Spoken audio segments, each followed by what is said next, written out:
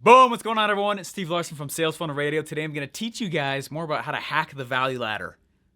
I've spent the last 4 years learning from the most brilliant marketers today. And now I've left my 9-to-5 to take the plunge and build my $1 million business. The real question is, how will I do it without VC funding or debt, completely from scratch? This podcast is here to give you the answer. Join me and follow along as I learn, apply, and share marketing strategies to grow my online business using only today's best internet sales funnels.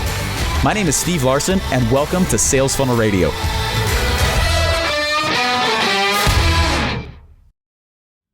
What's up? Hey, so I had my event called OfferMind a little bit ago, and had a ton of fun with it, which is awesome. First of all, yes, I'm wearing a Santa hat. I know it's the second episode I've done this. And Merry Christmas. And if that offends you, I can say what I want. Anyway, hey guys, what I want to do is inside of OfferMind, which is the event I had, there was a certain segment that I did all about hacking the value ladder. And if you don't know what a value ladder is a way to design a business. It's going to help you design how to acquire customers, how to ascend them, how to monetize them, how to have continuity inside of your business. The value ladder is huge. Now, what a lot of you guys may not know is that the value ladder was actually something that was it's kind of pioneered by Russell Brunson. He actually did a whole lot of work to actually help figure out how to actually do these things. Now, this is traditionally what a value ladder looks like. And I know for a lot of you guys, this is a review, but I want you to see what I'm about to do to it. There's an order to attacking a value ladder, right? And you can think of a value ladder as like a business plan. Okay, in college, I was often encouraged to write these monstrous 15, 20, 35 page business plans, which were not even really that executable by the time you were done. Okay, a value ladder though, you actually can design out the entire business, how it makes money, how you're gonna send people, how you're gonna acquire them, all those things, right? Get the continuity all on one graph. Right, so it's a huge deal. I don't ever write a business plan, a value ladder. In fact, on the other side of this whiteboard, it's double-sided, is the value ladder for both of my businesses. And I know exactly the next step that I'm building at all times, which is cool because it also means I know exactly what I'm not building at all times. It is a way to simplify everything that I'm doing. Okay, so this is, again, let me just make sure you can see right here. And if you guys listen on iTunes, just know I'm going to draw this, but you'll be totally fine listening as well. I'm going to explain it all as we go. I just am very visual and need to draw it out. Okay, so this is kind of like, this is a value ladder, right? Now, traditionally, there are value ladders with more than 3 steps, but we typically will draw it with 3 steps, okay? So let me just put this down here. Okay. All right, so now at the cross of the bottom, there's 2 axes, right? There's one across the bottom right here, and there's one that goes up the side. And on one side we have value, and the other side we have price, right? Now, first off, a lot of you guys, that might confuse some of you guys if you're getting like brand new in this game, right? Price and value are not the same thing at all. And that's a completely different topic, which would be very fun to rant on about sometime in the future, okay? Okay, but we have price and we have value. And what we do is we go, let's say this is money, and then right over here on this side is value. Obviously, the more value you give, the more money you can charge moving up the top. And so what we do is, as we're planning out a business, or as I'm planning out how to actually go and tackle a red ocean or things like that, one of the first things I like to look at is what is the likelihood of me making money, right? How many cards can I stack in my favor before I ever start? And so one of the things I like to do is walk in and be like, okay, I like to go in and I like to tier the price points that are already in existence inside of an industry. So let's say I'm gonna go inside of, I don't know, let's say I'm gonna start selling real estate, okay? What are the different kinds of price point areas that you see inside of real estate, right? So it's super, super expensive, right? Let's say $10 million. Is there more than that? Sure. But I like to look at my pricing inside of a value ladder, inside of a market in 3 different categories, okay? What's the group, right? What's the area of price ranges that are the cheapest? What are the area of price ranges that are kind of in the middle? What are the area of price ranges that are towards the top? And as I do that, right, this is gonna help me determine whether or not I even want to enter. Just because I could enter a market doesn't mean I should. Doesn't mean it's a good fit for the lifestyle that I personally want, right? And so what I like to do is, up at the top, right, down in the middle, and then down to the very bottom, start to walk through different price points that are actually popped up inside of these different categories, inside these different markets that are there, right? So super expensive, right? Let's say $10 million. $10 million, that's, and we have a price range where it's around that kind of area, right? In the middle, let's say, I don't know, you got the $1 to $2 million houses. I'm just speaking very generally here, right? And then down at the bottom, let's say that you've got a lot of houses that are the $100,000 range, right? Right, 50 to like where it's super low up to like maybe $300,000 range. Let's just say, just to keep it simple here, right? $100,000 range. Okay, now one of the things I like to do is I like to look inside of here and I like to see if those are the different price points that this industry is used to bearing. Now, can I look inside of there and see like, okay, how frequently does the average person make a sale inside of that market? And so if I'm looking in and I'm looking at all these different real estate agents and I'm looking at all these people who are inside of that area and I'm seeing like, oh man, check this out. These guys, let's say they get 4 sales a year at the $10 million price range, right? I have no idea if that's the case. Okay. Let's say that they're getting around 1 to 2 sales every single month. So let's say it's like, I don't know, 6 to 8, say 7. 7 per year. In this range, right? And then let's say they're doing 3 a month, right? 3 a month in that range. Okay, so how much can I expect to be making? Okay, now a lot of you guys might be sitting back thinking like, oh crap, like this is really, really simple. And I know my handwriting's terrible, but like, man, I'm shocked at like the number of people that don't do this. And so they'll go in and they'll start selling some freaking knickknack and be like, oh, come on, I'm not making any money. And I'm like, man, your funnel's great. Your sales message is awesome. Your offer is fantastic. Literally, the vehicle that you chose, the industry that you went into is not used to the price points to actually make a lifestyle for you.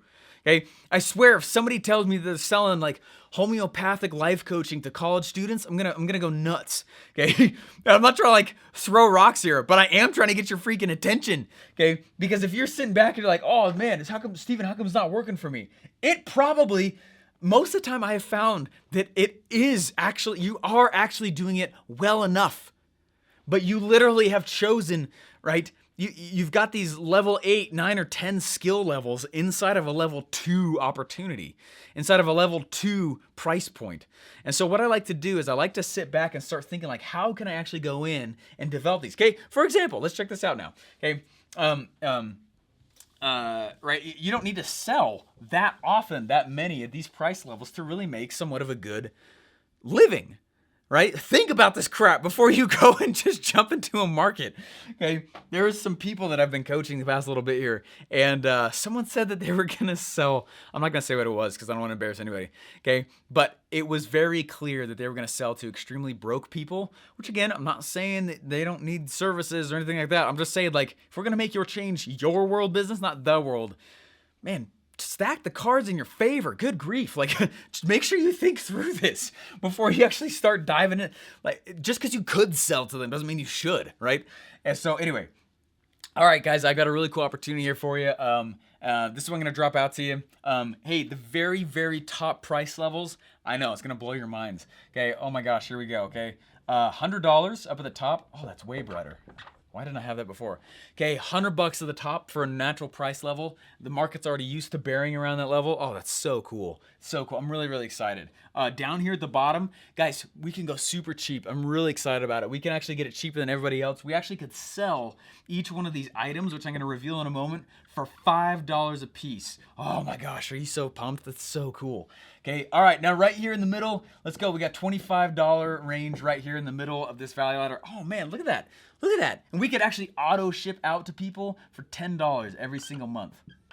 Okay, we could auto ship out right here. All right, you guys want to know what it is? Pogs. Okay, you guys remember Pogs? When I was in elementary school, these things called Pogs, these little circle cardboard things that were colored and you could play a little game with them. I don't know that anyone ever actually figured out what the game was. We all just had them. And, right, I don't even know if you could find somebody to give $100 for Pogs for, okay? If you have a huge list or if you are like an e-com killer, awesome, that's great. But how much margin are you gonna pull on something like, you see what I'm telling you guys? Like, hack the value ladder. Okay, I want to walk through real quick a scenario here. These are a few things that I look at when I'm actually building out a value ladder. Okay, for real, this is really what I go do.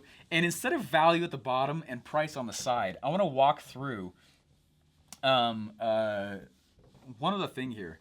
Okay, this is something that I look at again before I ever enter a market, before I ever think through where I'm going to get traffic, before I ever think through what my offer is going to be, before I ever think through any of that stuff. And I mean, this is all great, and you should think through that before you start buying it. But before I ever start thinking about that stuff, though, the stuff that I'm thinking about is actually this right here. Okay, all right. So down at the bottom, what I'm actually going to do is we're going to put typical margins. Okay, what are the typical margins I can expect at this price level, right? At the high price level, at the middle price level, okay? And what I've typically found across almost all industries, in fact, I would say pretty much all of them, this is how I usually see it working, okay? The typical margins at the different value ladder steps, okay? So down here on the side, okay, we're gonna go with margins, okay? And then up here on the side, we're gonna go time to fulfill. Okay, because a lot of you guys, like, you're making a lot of money, but you're spending so much time fulfilling. I'm not saying you need to get out of your business. I'm saying you should start thinking about other ways to make a lot of money and a lot of margins without a lot of time to fulfill. And a lot of you guys have never thought of that before, or you're still doing, a classic 9-to-5 job. That's a lot of time to fulfill with not much margin, right? That's a 9-to-5 job. That is the definition. It's the lowest spot on the totem pole right there, right? And so if we go through, we think about time to fulfill, right? Let's look at this right here real quick. Time, I'm just going to put fulfillment time. Fulfillment. Okay, fulfillment time on one side and margins, typical margins across the bottom. What I usually see when you're building out a value ladder, right, is that the higher up you go in the value ladder, obviously the more margins. And you're like, Steven, duh. I'm like, yep, it is duh. Okay. On the very bottom of the value ladder, let's say I'm selling a book, right? Man, that's not much margins. Why? Because it's a book, right? It's not normal. Is there exceptions to the rule? Yes. But again, Steve Larsen is not about exceptions to the rule. What are the rules that cause cash? I don't want to have to constantly be learning tricks to make money. What are the rules that make money? I can just follow those. So typically as a rule, right, the margins at the very bottom are very small when you're selling something like a book, right? Or whatever your low end thing is. There's usually not a lot there. Okay. Towards the middle, obviously number 2, right? More margins, you're going higher up. Number 3, right? Even more margins going up, right? More margin, like obviously the place you'd want to go is the very, very tippity top. But who can you only sell to? Typically people who are already your customers, right? So you got to acquire a lot of customers pretty quickly. Typically, right? Typically. Okay. Okay, now let's look at this though. This is what's fascinating. Okay, what is it? How much time does it take to fulfill a book sale? Like nothing, because you already wrote it, right? And so usually products that are down here towards the bottom. And if you're like, Steven, this makes sense because you're talking about info products. Guys, it works for any industry, okay? Watch the concept that I'm talking about real quick. Okay. Time to fulfill, or fulfillment time, right? What's cool, what's very fascinating is that it's actually the opposite right here. Instead of 1, 2, 3, it's 1, 3, 2. What I find is that when you're entering a market, right? When you go and you say, "Hey, Red Ocean, you look really red, and there's a lot of competition. I'm actually going to take you and I'm going to turn you into a blue ocean." Right? I'm going to bring people out and make a blue ocean out of you. Oh my gosh, that's so exciting. Okay. What I find is that when you're moving from a red, you're taking a stand and you're moving into the blue, this place in the value ladder right here is the place you want to be, okay? And it's the middle of the value. It's funny enough, middle margins, lots of time to fulfill. You're like, Steven, why on earth would we create something on purpose that actually goes and, okay, this is hacking the value ladder, right? Follow me for a second as we go into this, okay? So the way I like to draw this is I like to draw the red circle right there. It's the red ocean. And as I create this value ladder, right, I'm creating a value ladder.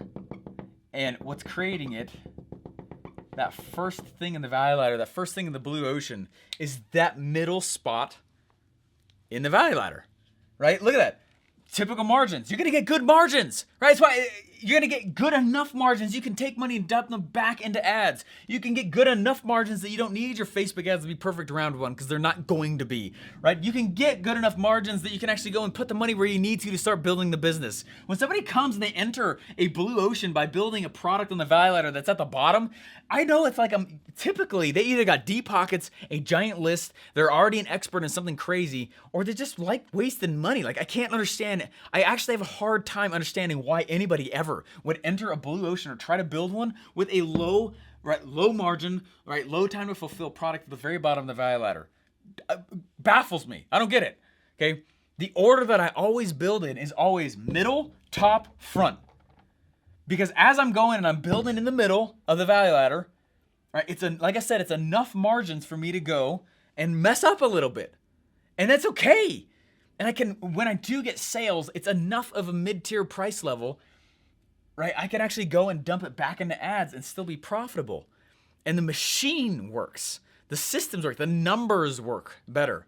So what I do is I like to go in, like I said, first of all, number one, this is the first place I like to build, because it proves out the main idea with the customer. We take them from the red, we pull them over to the blue, and we prove out the main idea with the customer. Then what I do is I sell something more expensive to my existing buyers, not to those who are in the red. Okay? I like to go in, and this is the second place I like to go build, right? If we look at like the order I like to build in, that's the green here, right? The order I like to build in is 1, 2 on the back, because it's a lot of money. Not actually, ironically, less time to fulfill in the middle, which is very ironic, but it's usually always true, okay? And then down here at the bottom, number 3, when I start running out of customers, I need to start building break-even things to just fuel these other 2 top places, okay? Down here at the very bottom, right here in this very spot right there, before these 3 steps in the value ladder, that's where I have, this is my content, okay? I take my content very serious. I consider myself to be in the content business, and then Steven Larsen, okay? It's like my identity. I am a content machine, and then I'm Steve Larsen. I think it was Gary Vee that said that the first time I heard of him. Anyway, right, so right here is content. Boom. Boom, content right there. So I build content, and that's fueling different steps in my value ladder. Guys, you'd be shocked how many people in Russell's Inner Circle have never read Expert Secrets or .com Secrets. And it shocked me like crazy, and I thought they were joking, and I started laughing openly once at a mastermind. You have to understand, though, a lot of these people, they're successful business owners. A lot of them don't have time to go through the next book. They just want the done-for-you solution, okay? And so right down here at the bottom, right, we have the do-it-yourself solution. Right? In the middle is the done with you solution. And then at the very tippity top, we have the done for you solution. Okay, the DFY solution. So I'm doing the done with you, the done for you, and then finally the do it yourself solution. But what I find is that when somebody reads the book .com Secrets, their natural inclination is to go start at the very bottom, build a break-even tripwire funnel. They're sexy, they're cool, I totally get it. Ironically enough, they are more work than any of these up at the top. Okay? They typically take so much more time to build. It's not that much time to fulfill after the sale, but they take a long time to build. Anyway, so that's the order that I do it in. Okay, and just to keep going here real quick, just so you understand more of these pieces. What I'm trying to do with each one of these steps as well is right down at the bottom. Okay, this content, the role that step in the value ladder is just merely a relationship. Okay. That is incredibly squeaky. Okay, right down there, the goal of it is just to build a relationship. That's it. I'm never not going to publish. I will always be publishing the rest of my life, okay? In the middle, that next step up right there, the whole point of it is acquisition. All I'm trying to do is just acquire. Okay, the next step up, the very next one up there is all about ascension. Ascension, I think I spelled that right, but whatever. Okay.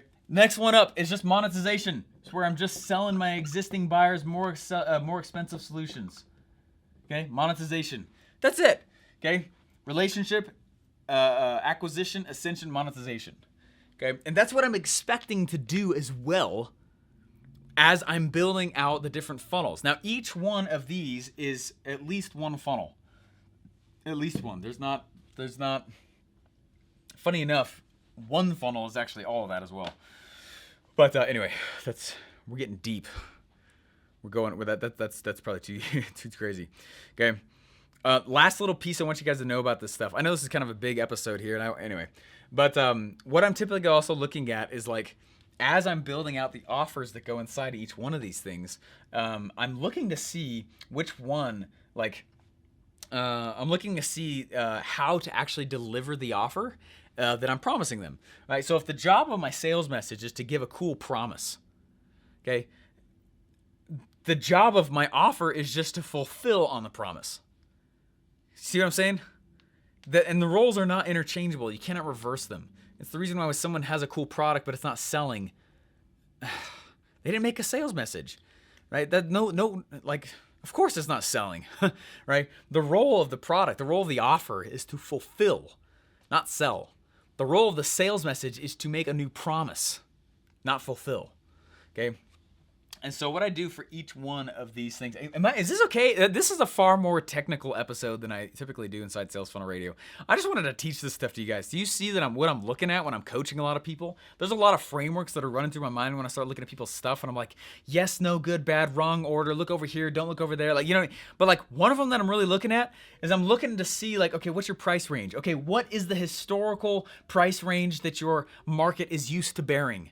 Oh, why are you selling down in the do-it-yourself range? Right? There's an individual that I buy services from who, man, this person is an absolute killer. They're absolutely amazing. I could tell right from the get-go talking to them. I'm not even telling you the gender so you don't know. Okay? I don't want to embarrass anybody.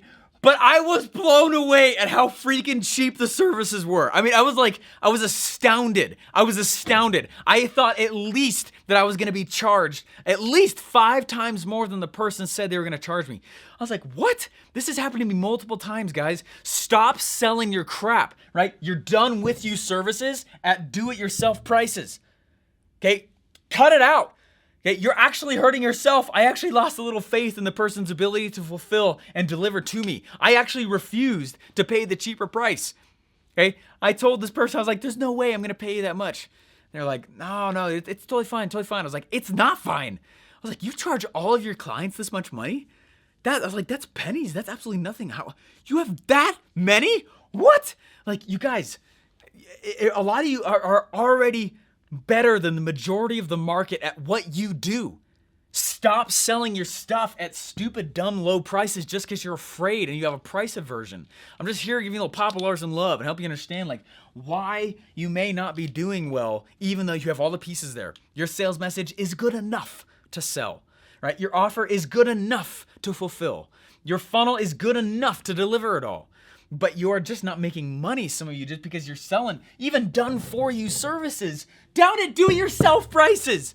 That's exactly what this person was doing. We weren't even going from from this level to this level. We were going from the very top level service all the way down to the bottom. It was almost nothing. I was almost embarrassed. I actually felt like I was in the wrong place. I actually refused to even take this person's services on until we 4x'd the price. That's a true story. It happened yesterday, okay? And what I want you to know, that's what I'm trying to help you guys understand here with this. As you are looking to see what to enter, understand that just because you can sell something doesn't mean you should.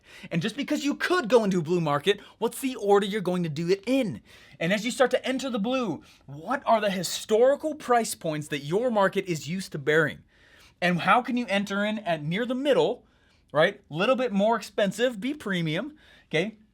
But with the expectation that people are already expecting those kinds of price points. I was expecting more money to go out 4 times, right? Over 4 times the amount of money. We actually didn't even decide to do a business with this person until they 4x'd their price. And then it was like just tolerable enough comparative to all the other services. And I mean, I have a lot of agencies working for me, okay? And I was like, are you serious? Even Colton walked over to the camera and was like, look, you know how hard it would be for Steven to do this on his own? Like, there's no way. Like, come on, it's worth way more. Are you serious? Like, it was an insanely low price. Insanely low. Done for you services at do-it-yourself prices. The very top level, the value ladder services at the very bottom of the value ladder prices. And I was like, holy crap.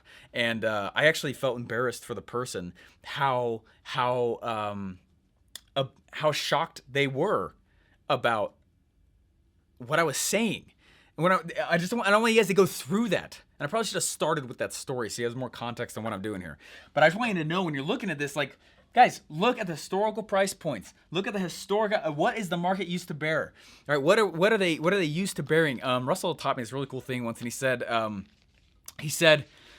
you know what's funny, man, is when I started selling and I started doing all these cool masterminds and stuff like that, the price point, the accepted market price point for a year-long mastermind was $5,000. I was like, $5,000?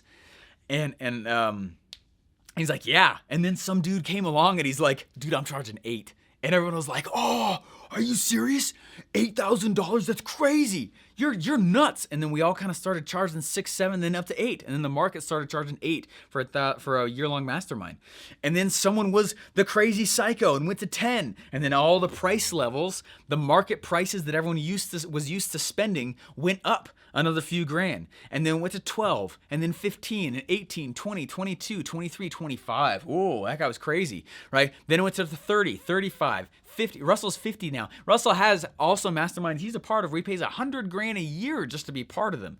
Okay, but that was not possible even like 6 or 7 years ago. The historical price points of the market he was selling into could not bear those levels. And so if you don't know what those are, you are like, when it comes to like pricing, like hack the value ladder, my friends. There already is one in existence inside of your red ocean. And if you're gonna go build something that's new, like understand what people are already used to buying, right? So that you don't have the embarrassment of someone going like, that cheap? Because I will tell you, I felt like someone got me inside of a cool Ferrari. I just went and I test drove it. I was super excited about it.